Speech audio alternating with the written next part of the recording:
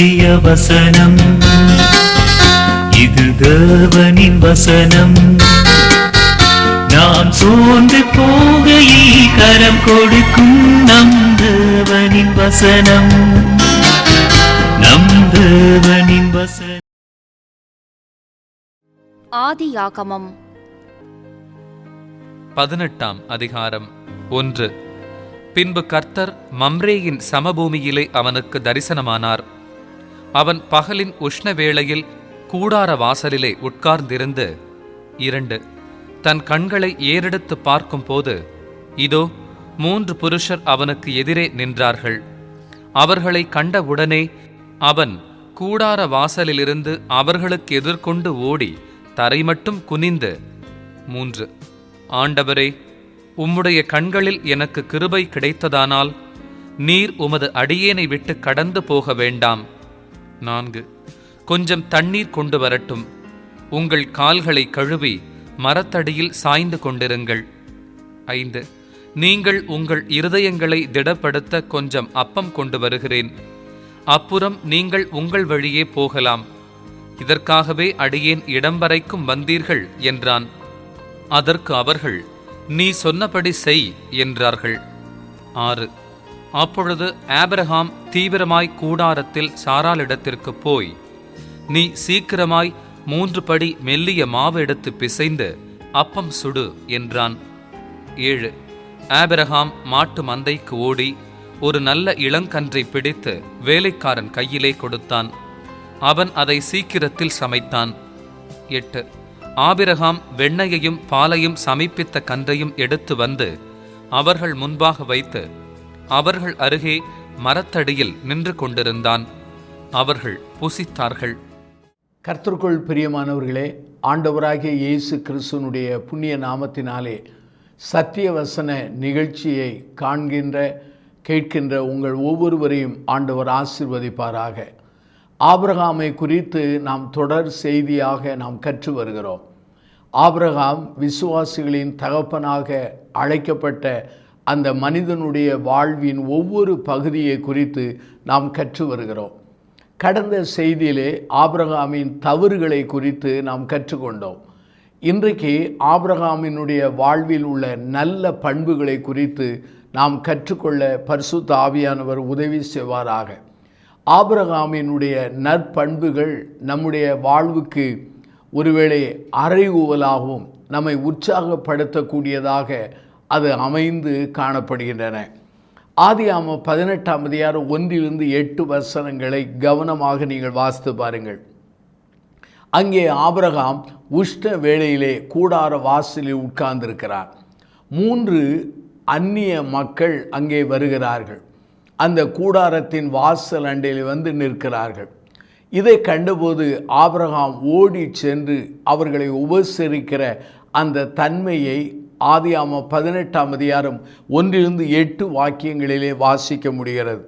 அருமையானவர்களே, இந்த சூழ்நிலை உஷ்ணத்தின் வேளையாகும். அந்த உஷ்ண வேளையிலே அதிகமான பயணம் செய்த 3 மனிதர்கள் ஆபிரகாமின் கூடாரத்தின் வாசல் வந்து நிற்கிறார்கள். இங்கே ஆபிரகாமினுடைய உபசரிப்பின் தன்மை விளக்கப்பட்டிருக்கிறது.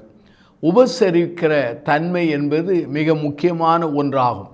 அநேகர் இதை விருப்பமில்லாமல் வேண்டா வெறுப்போடு செய்வது உண்டு. ஆனால் அநேகர் உற்சாகத்தோடு அதே சமயத்திலே மன விருப்பத்தோடு மகிழ்ச்சியோடு செய்வதையும் நாம் அறிந்திருக்கிறோம்.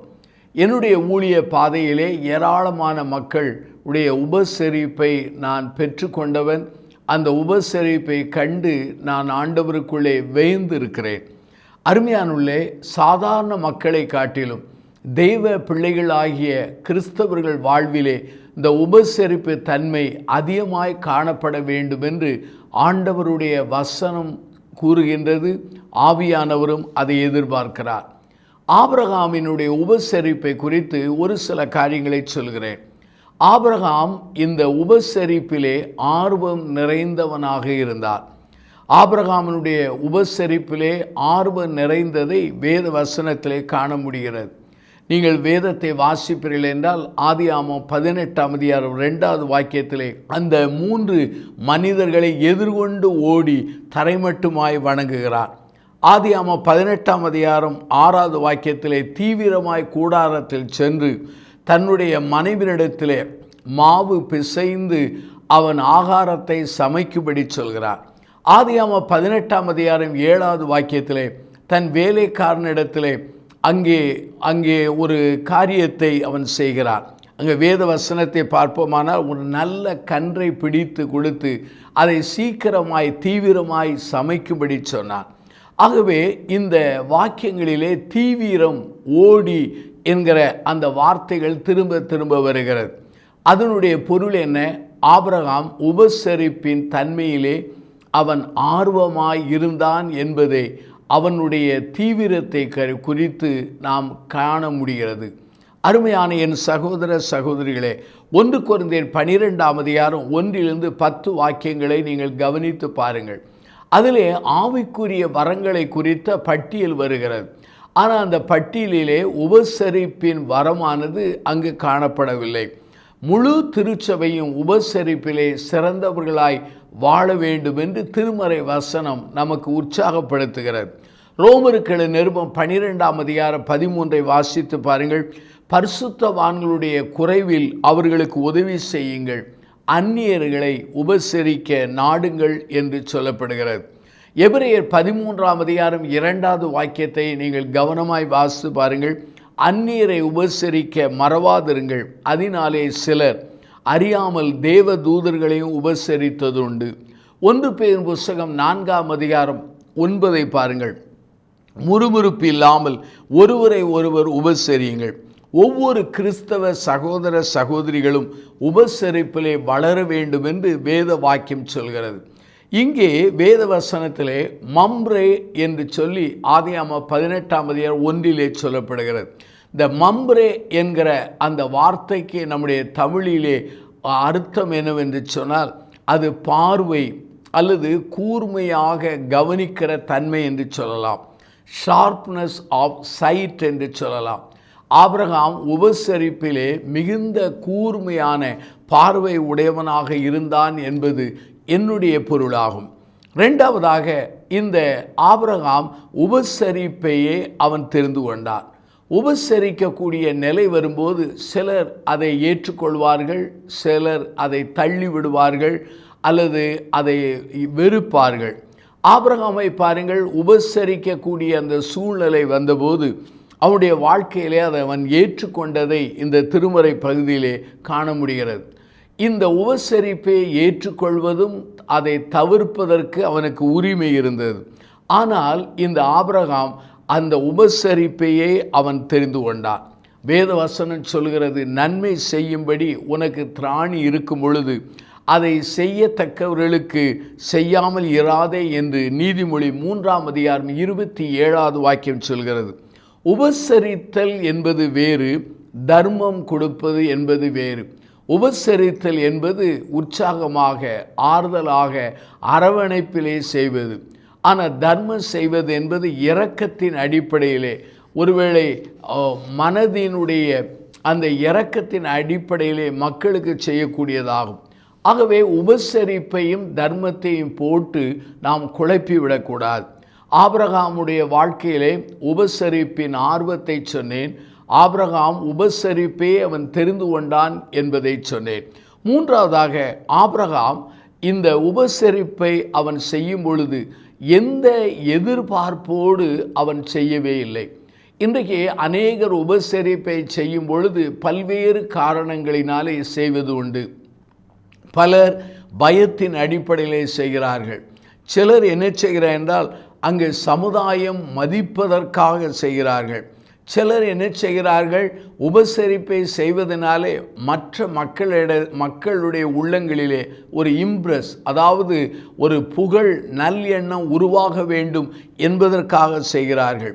ஆனால் பலர் உபசரிப்பை செய்யும் பொழுது அவர்கள் திரும்ப ஏதாவது பெற முடியுமா என்று சொல்லி அந்த எண்ணத்திலே செய்கிறார்கள். நம்முடைய ஆண்டவராய் இயேசுவானவர் லூக்கா நற்செய்தி நூல் 14ஆம் அதிகாரம் 12-14 வாக்கியங்களை வாசித்து பாருங்கள். நீங்கள் விருந்து கொடுக்கும்போது உங்களுக்கு தேவையான அல்லது உங்களுக்கு விருப்பமான மக்களுக்கு விருந்து கொடுக்காதிருங்கள் என்று ஆண்டவர் சொல்கிறார். ஒருவேளை திரும்ப கொடாத மக்களுக்கு விருந்தை கொடுங்கள் என்று சொல்லி ஆண்டவர் லூக்கா நற்செய்தி நூல் 14ஆம் அதிகாரம் 12-14 வாக்கியங்களிலே வாசிக்க முடிகிறது. ஆகவே அநேகர் என்ன செய்கிறார்கள் என்றால், அநேகர் சமுதாயத்துக்காக செய்கிறார்கள், பயத்தின் அடிப்படையில் செய்கிறார்கள், மற்றவர்களுடைய உள்ளங்களிலே நல் மதிப்பை பெற வேண்டும் என்று செய்கிறார்கள். சிலரோ தங்களுக்கு அந்த உபசரிப்பினாலே பிற்காலத்திலே ஏதாவது ஒரு நன்மையோ அல்லது ஏதாவது ஒரு தயவு கிடைக்குமோ என்று சொல்லி அநேகர் அதை செய்கிறார்கள். ஆனால் இந்த அருமையான ஆபிரகாம் அப்படி செய்யவே இல்லை. அவன் உபசரிப்பை செய்தானே தவிர எந்த எதிர்பார்ப்போடு எந்த நன்மையை கருதியோ அவன் செய்யவில்லை. நீங்கள் ஆதியாகமம் 18ஆம் அதிகாரம் 1 நீங்கள் 14 வாக்கியங்களை கவனமாய் வாசித்து பார்த்தால் அந்த உபசரிப்பை பெற்ற அந்த 3 மனிதர்களும் ஆபிரகாமுக்கு நன்றி சொல்லி அவர்கள் சென்றதாக அங்கு சொல்லப்படவில்லை. 3 காரியங்களை சொன்னேன். ஆபிரகாம் இந்த உபசரிப்பை ஆர்வத்தோடு செய்தான். ஆபிரகாம் இந்த உபசரிப்பையே தெரிந்து கொண்டான். 3ஆவதாக ஆபிரகாம் இந்த உபசரிப்பை அவன் செய்யும் பொழுது எந்த எதிர்பார்ப்போடு அவன் செய்யவில்லை என்று சொன்னேன். 4ஆவதாக இந்த உபசரிக்கக்கூடிய தன்மையிலே நாம் ஈடுபடும் பொழுது அதிலே அநேக பிரச்சனைகள் நமக்கு ஏற்பட வாய்ப்பு உண்டு. இங்கே ஆபிரகாம் உஷ்ண வேளையிலே கூடாரத்திலே தங்கியிருக்கிறான். இந்த 3 மனிதர்களுக்காக தன் மனைவியை வேலை வாங்குகிறான். அதே சமயத்தில் தன் வேலைக்காரனை சமைக்க சொல்கிறான். இவன் சமைத்து விட்டு அவர்களுக்கு உபசரிக்கும் போது நின்று கொண்டு இருக்கிறதை அங்கு திருமறையிலே காண முடிகிறது. ஆகவே எந்த ஒரு உபசரிப்பை நாம் யாருக்கு செய்தாலும் அதிலே நமக்கு ரிஸ்க்கு, அதில் பிரச்சனைகள் உண்டு, வேதனைகள் உண்டு, வீண் செலவினங்கள் உண்டு, அநேக உழைப்புகள் உண்டு, நம்முடைய பணமானது விரயமாகக்கூடிய நிலைகள் உண்டு. லூக்கா 10ஆம் அதிகாரம் 38 நீங்கள் 42 வசனங்களை நீங்கள் கவனமாக நீங்கள் வாசித்து பாருங்கள். அங்கே ஆண்டவராய் இயேசுவை மார்த்தாள் என்பவள் தன் வீட்டிலே ஆண்டவரை ஏற்றுக்கொள்கிறாள் அல்லது வரவேற்கிறாள். ஆண்டவரோடு 12 சீடர்கள் வருகிறார்கள். இந்த 12 சீடர்களுக்கும் ஆண்டவருக்கும் சேர்த்து அவள் உபசரிப்பை செய்கிறாள். ஆகவே ஓடி ஆடி வேலை செய்தாள். வேலை செய்ததினாலே வருத்தம் அடைந்தாள். அவளுடைய சகோதரியாகிய மரியாளோ ஆண்டவரின் பாதத்தில் உட்கார்ந்து அவர் சொல்வதையே கேட்டுக்கொண்டிருந்தாள். அவள் மார்த்தாளுக்கு உதவி செய்யவில்லை. ஆகவே மார்த்தாள் வருத்தம் அடைந்தாள். ஆண்டவரிடத்தில் போய் சொன்னாள், ஆண்டவரே, நான் தனியாய் வேலை செய்வதை குறித்து உமக்கு கவலை இல்லையா? என் சகோதரிக்கு புத்தி சொல்லும் என்று சொல்லி ஆண்டவரையே குறை சொன்னால் தன் சகோதரியை குறித்து எரிச்சல் அடைந்தாள். அப்படியானால் உபசரிக்கிற அந்த தன்மை வரும் பொழுது அது உண்மையாகவே நம்முடைய வாழ்க்கையிலே அநேக பிரச்சனைகள், அநேக வேதனைகள், அநேக வருத்தங்கள் வருவதற்கு வாய்ப்பு இருக்கிறது. அருமையானவர்களே, உங்கள் வீட்டிலே யாரையாவது ஒருவரை விருந்துக்கு அழைப்பீர்கள் என்றால் உங்கள் வீட்டை முதலாவது சுத்தப்படுத்துவீர்கள். அந்த விருந்துக்குரிய ஆகாரத்திற்காக பணத்தை செலவழிப்பீர்கள். அதிகாலையிலிருந்து அந்த விருந்துக்குரிய அந்த ஆகாரத்தை சமைக்க முற்படுவீர்கள். அந்த விருந்துக்கு கலந்து கொண்டவர்கள் கலந்து கொண்டு மகிழ்ச்சியோடு அவர்கள் செல்லும் பரிந்தும் உங்களுடைய வாழ்க்கையிலே டென்ஷன், அதாவது அழுத்தங்கள் வருகிறது அல்லவா? ஆகவே தான் சொல்கிறேன், விருந்து கொடுக்கிற ஒரு காரியம் என்பது ஒரு வருத்தமான காரியம். 4 குறிப்புகளை சொன்னேன். ஆபிரகாம் இந்த உபசரிப்பிலே ஆர்வமாயிருந்தான். ஆபிரகாம் உபசரிப்பதையே தெரிந்து கொண்டான். 3ஆவதாக ஆபிரகாம் உபசரிக்கும் பொழுது எந்த எதிர்பார்ப்பையும் அவன் எதிர்பார்க்கவில்லை. ஆபிரகாம் உபசரிக்கும் போது அவனுக்கு அநேக வருத்தங்கள் ஏற்பட்டாலும் அந்த வருத்தங்களை அவன் காண்பிக்கவும் இல்லை. அந்த வார்த்தைகள் திருமறையிலே எழுதப்படவும் இல்லை. 5ஆவதாக நீங்கள் உபசரிக்கும் பொழுது அந்த உபசரிக்கப்படுகிற அந்த மனிதரை நீங்கள் கௌரவப்படுத்துகிறீர்கள், கனப்படுத்துகிறீர்கள் என்று பொருளாகும். ஒருவேளை உங்கள் வீட்டுக்கு ஒரு நண்பரோ அல்லது தேவ மனிதரோ விருந்துக்கு வருவாரானால் அவரை நன்றாக உபசரித்து மகிழ்ச்சியோடு அனுப்புகிறீர்கள் என்றால் அதனுடைய பொருள் என்ன? அவரை நீங்கள் கௌரவப்படுத்துகிறீர்கள், கனம் பண்ணுகிறீர்கள் என்று பொருள்.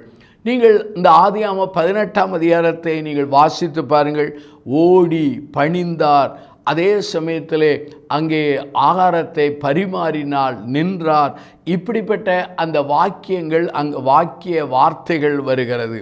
ஆகவே இந்த இடத்தை நீங்கள் பார்ப்பீர்கள் என்றால் இந்த 3 பேரும் ஆபிரகாமுக்கு பரிச்சயமான மனிதர்கள் அல்ல, அந்நியர்களாகத்தான் அங்கு குறிப்பிடப்படுகிறது. ஆகவே தான் அந்நியரை உபசரிக்க மறவாதிருங்கள். அதனால் சிலர் அறியாமல் தேவதூதர்களையும் உபசரித்தது உண்டே என்று சொல்லி எபிரேய நிருப ஆக்கியோன் எழுதியது உண்மைதான். இவர்கள் அந்நியர்களாக இருந்தாலும் ஆனால் பின்னாலே அந்த வசனங்களை வாசிக்கும் பொழுது அந்த 3 பேருமே மெசஞ்சர்ஸ் ஆஃப் காட், அதாவது தேவனுடைய வார்த்தைகளை சொல்கிற தேவனுடைய ஊழியர்களாக இருந்தார்கள். இன்னும் சொல்ல வேண்டும் என்றால் தேவ தூதர்களாக கூட இருந்திருக்கலாம். சில வேத பண்டிதர்கள் சொல்லும்போது அந்த 3 பேரிலே ஒருவர் மாம்சத்திலே வந்த தெய்வமாக இருக்கலாம் என்று கூட அநேகர் கருத்து எழுதுகிறார்கள். அருமையானவர்களே, இந்த 3 பேர் வந்த நோக்கம் என்ன? ஆபிரகாமை ஆசீர்வதிக்க, ஆபிரகாமுக்கு தேவனுடைய வார்த்தையை சொல்ல, ஆபிரகாமுடைய வாழ்க்கையிலே எதிர்காலத்தில் நடைபெறுவதை அவர்கள் அறிவிக்கவே வந்தார்கள். ஒருவேளை அருமையான சகோதர சகோதரிகளே, இந்த தேவதூதர்கள் என்று எண்ணி இவர்களை ஆபிரகாம் உபசரிக்கவில்லை. அவன் உபசரித்தான், ஆனால் அவர்களோ தேவதூதர்களாக தேவ மனிதர்களாக காணப்பட்டார்கள். அந்த மனிதர்கள் ஆபிரகாமை ஆசீர்வதித்தார்கள். ஒன்றை நீங்கள் புரிந்து கொள்ள வேண்டும். ஆபிரகாமை போல உபசரிப்பிலே சிறந்தது உண்டானால் உண்மையாகவே உங்கள் வாழ்க்கையிலே நீங்கள் ஆசீர்வாதமாக இருப்பீர்கள். வேத வசனம் சொல்கிறது, எதை விதைக்கிறீர்களோ அதை அறுப்பீர்கள். அப்படியானால் உங்கள் வாழ்க்கையிலே நீங்கள் உபசரிப்பை செய்வீர்கள் என்றால் நீங்கள் உபசரிக்கப்படுவீர்கள். நம்முடைய தமிழிலே அடிக்கடி சொல்வார்கள், யார் தண்ணீர் பாய்ச்சுகிறார்களோ அவர்களுக்கு தண்ணீர் பாய்ச்சப்படும் என்று சொல்வார்களே, அதே போலத்தான் நீங்கள் உபசரிப்பை முறுமுறுப்பு இல்லாமல் ஒருவேளை மகிழ்ச்சியோடு அதை செய்யும் பொழுது அதற்குரிய ஆசீர்வாதங்கள் உங்கள் வாழ்க்கையில் வருவதற்கு நிச்சயமாகவே வாய்ப்பு இருக்கிறது. இன்றைக்கு அநேக குடும்பங்களில் பார்த்திருக்கிறேன், தங்களுடைய கணவன் வீட்டார் வருவார்களானால் சில மனைவிமார்கள் அந்த கணவன் வீட்டாரை சரியாக உபசரிப்பதில்லை. முகமெல்லாம் மாறுகிறது, எரிச்சலோடு கசப்போடு அவர்கள் அதை செய்கிறார்கள். ஆனால் அதே சகோதரிகள் தங்களுடைய சொந்த உறவினர்கள், இரத்த சம்பந்தமான மக்கள் வரும்போது அவளுடைய வாழ்க்கையில் இருக்கிற உற்சாகம், மகிழ்ச்சி, ஆனந்தத்தை பார்க்கும்போது அது வித்தியாசமாக இருக்கிறது. ஆகவே உபசரிப்பை செய்யும்போது பட்சபாதம் இல்லாமல், பாரபட்சம் இல்லாமல் அதை செய்ய அழைக்கப்படுகிறோம். மத்தேயு நற்செய்தி நூல் 25ஆம் அதிகாரத்தை எடுத்து வாசித்து பாருங்கள். அந்த அதிகாரத்திலே 3 ஓமைகள் இருக்கிறது. கடைசி ஓமை என்ன? ஆண்டவருடைய சன்னிதானத்திலே சிங்காசனத்துக்கு முன்பாக மக்கள் அவர்கள் நிற்கிறார்கள். வலது பக்கத்திலே நீதிமான்களாக, இடது பக்கத்திலே அவர்கள் சபிக்கப்பட்டவர்களாக அவர்கள் பிரிக்கப்படுகிறார்கள். வலது பக்கத்தில் உள்ள நீதிமான்களை பார்த்து ராஜாதி ராஜா சொல்கிறார், நான் அந்நியனாயிருந்தேன், என்னை சேர்த்து கொண்டீர்கள், என்னை அந்நியராக இருந்த என்னை நீங்கள் சேர்த்து கொண்டீர்கள் என்று சொல்கிறார். இதே போலத்தான் ஆபிரகாம் அந்நியராக இருந்த 3 பேரை சேர்த்து உபசரித்தார். இந்த வலது பக்கத்தில் உள்ள நீதிமான்கள் ஆண்டவரை பார்த்து, ராஜாவை பார்த்து கேட்கிறார்கள், ஆண்டவரே, நீர் எப்போது அந்நியனாயிருந்தீர்? எப்போது பட்டினியாயிருந்தீர்? எப்போது ஆகாரம் இல்லாமல் இருந்தீர்? எப்போது வஸ்திரம் இல்லாமல் இருந்தீர்? எப்போது வியாதியாயிருந்தீர்? எப்போது சிறையில் இருந்தீர் என்று சொல்லும்போது ஆண்டவர் சொல்கிற ஒரு வார்த்தை என்ன? இந்த சிறியருக்கு எதை செய்தீர்களோ அதை எனக்கே செய்தீர்கள் என்று சொல்கிறார். அருமையான சகோதர சகோதரிகளே, ஆண்டவரின் சாயலாய் படைக்கப்பட்ட மனு மக்களுக்கு நாம் செய்கிற அந்த உபசரிப்பு ஆண்டவருக்கு செய்யக்கூடிய உபசரிப்பாகும். ஆகவே ஆபிரகாமின் உபசரிப்பு நமக்கு அறைகுவலாகவும், அதே சமயத்தில் உற்சாகம் கொடுக்கக்கூடியதாக இருக்கிறது. ஆபிரகாம் ஆர்வத்தோடு உபசரிப்பை செய்தான். ஆபிரகாம் அந்த உபசரிப்பையே தெரிந்து கொண்டான். ஆபிரகாம் உபசரிக்கும் போது எந்த எதிர்பார்ப்பு இல்லாமல் செய்தான். ஆபிரகாமின் உபசரிப்பிலே பிரச்சனைகள் வருத்தம் இருந்தாலும் மன உற்சாகத்தோடு செய்தான். ஆபிரகாம் அவர் உற்சாகத்தோடு உபசரிப்பை செய்ததினாலே அவருடைய வாழ்க்கையிலே அநேக ஆசீர்வாதங்களை பெற்றார். நானும் நீங்களும் இந்த உபசரிப்பிலே வளர ஆண்டவர் நமக்கு பலன் தருவாராக. கண்களை மூடி நாம் பிரார்த்தனை செய்வோம். அன்பின் ஆண்டவரே, இந்த அருமையான நாளுக்காக நாங்கள் நன்றி சொல்கிறோம். ஆபிரகாமின் உபசரிப்பை குறித்து திருமறையின் வசனத்திலிருந்து நாங்கள் கற்றுக்கொண்டோம். இந்த உபசரிப்பை எங்கள் வாழ்க்கையிலே நடைமுறைப்படுத்த எங்களுக்கு உதவி செய்யும். உபசரிப்பின் அந்த கிருபையை, வரத்தை, தாளந்தை தாரும்.